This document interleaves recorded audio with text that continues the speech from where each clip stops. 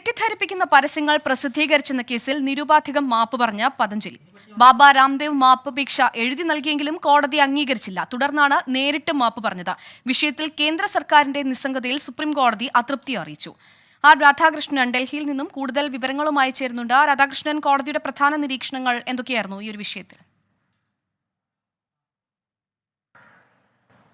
ഒരുപക്ഷെ അസാധാരണമാകുന്ന ചില നടപടിക്രമങ്ങൾക്കാണ് സുപ്രീം കോടതി ഇന്ന് സാക്ഷ്യം വഹിച്ചത്.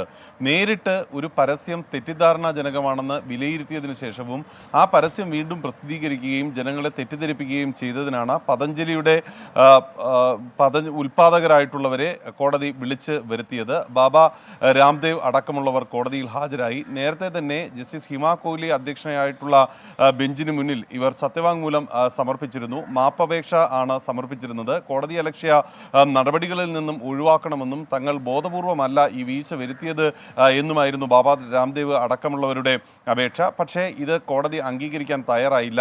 കോടതി ചോദിച്ച ഏറ്റവും പ്രധാനപ്പെട്ട ചോദ്യം ഇതാണ്: നിങ്ങൾ പ്രസിദ്ധീകരിച്ച പരസ്യം അത് തെറ്റിദ്ധാരണാജനകമാണ് എന്ന കാര്യത്തിൽ നിങ്ങൾക്കും എതിരഭിപ്രായം ഇല്ല. അങ്ങനെയുള്ള ഒരു സാഹചര്യത്തിൽ കോടതി ഇടപെട്ടിട്ടും ഇത്തരം പരസ്യങ്ങൾ പ്രസിദ്ധീകരിക്കരുത് എന്ന് ആവശ്യപ്പെട്ടിട്ടും പിന്നീട് എങ്ങനെ ഈ പരസ്യങ്ങൾ വിവിധ മാധ്യമങ്ങളിൽ വന്നു എന്നതായിരുന്നു ചോദ്യം. ഇതിന് തങ്ങളുടെ മാധ്യമ വിഭാഗത്തിന് തെറ്റുപറ്റി എന്ന വിധത്തിലായിരുന്നു പതഞ്ജലിയുടെ ഭാഗത്തു നിന്നുള്ള മറുപടി. ഈ ഒഴുക്കൻ മട്ടിലുള്ള മറുപടി കോടതിയെ പ്രകോപിപ്പിച്ചു. കേവലം സത്യവാങ്മൂലത്തിന്റെ രൂപത്തിൽ ഈ വിഷയത്തിൽ ഒരു മാപ്പ് എഴുതി തന്നാൽ തീരുന്ന ഒരു പ്രത്യാഘാതമല്ല സമൂഹത്തിൽ നിങ്ങൾ ഉണ്ടാക്കിയിരിക്കുന്നത് എന്നത് തുടങ്ങി വളരെ ശക്തമായിട്ടുള്ള വിമർശനം പതഞ്ജലിക്കെതിരെ ഉന്നയിച്ചു. അത് മാത്രമല്ല, കേന്ദ്ര സംസ്ഥാന സർക്കാരുകളുടെ ഭാഗത്ത് നിന്ന് ഈ പതഞ്ജലി നടത്തിയ പരസ്യങ്ങളുടെ പ്രസിദ്ധീകരണവുമായി ബന്ധപ്പെട്ടിട്ട് പറ്റിയ വീഴ്ചയും സുപ്രീം കോടതി വിമർശിച്ചു.